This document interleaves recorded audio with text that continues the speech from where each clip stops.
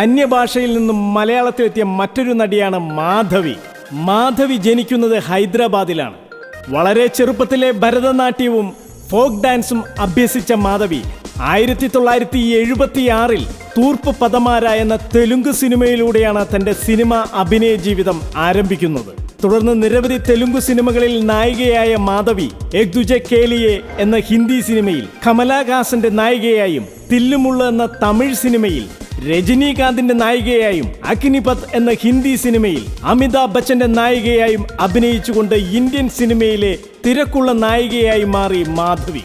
ഹിന്ദി, തെലുങ്ക്, തമിഴ്, മലയാളം, കന്നഡ, ഒറിയ, ബംഗാളി തുടങ്ങിയ ഭാഷകളിലായി 200-ൽ പരം സിനിമകളിൽ നായികയായിട്ട് അഭിനയിച്ചിട്ടുള്ള മാധവി 1980-ൽ ലാവ എന്ന മലയാള സിനിമയിൽ പ്രേം നസീറിന്റെയും KP ഉമ്മറിന്റെയും നായികയായി അഭിനയിച്ചുകൊണ്ടാണ് മലയാള സിനിമയിൽ അരങ്ങേറ്റം കുറിക്കുന്നത്.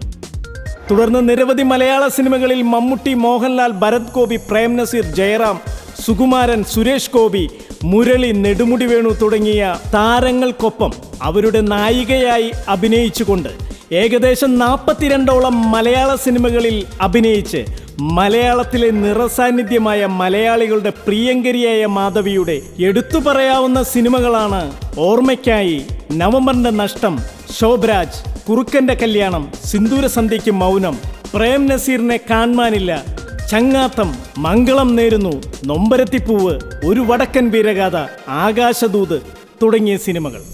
1981-ൽ വളർത്തുമൃഗങ്ങൾ എന്ന സിനിമയിലെ മികച്ച അഭിനയത്തിനും 1993-ൽ ആകാശദൂത് എന്ന സിനിമയിലെ മികച്ച അഭിനയത്തിനും സെക്കൻഡ് ബെസ്റ്റ് ആക്ട്രസിനുള്ള കേരള സംസ്ഥാന ഫിലിം അവാർഡിനും 1982-ൽ ഓർമ്മയ്ക്കായി എന്ന സിനിമയിലെ മികച്ച അഭിനയത്തിന് ബെസ്റ്റ് ആക്ട്രസിനുള്ള കേരള സംസ്ഥാന ഫിലിം അവാർഡിനും മാധവി അർഹയായിട്ടുണ്ട്. അന്യഭാഷയിൽ നിന്നും മലയാളത്തിലെത്തി മികച്ച അഭിനയം കാഴ്ചവെച്ച മാധവി എന്ന നടി മലയാളികളുടെ ഹൃദയം കീഴടക്കിയ നടിയാണ്.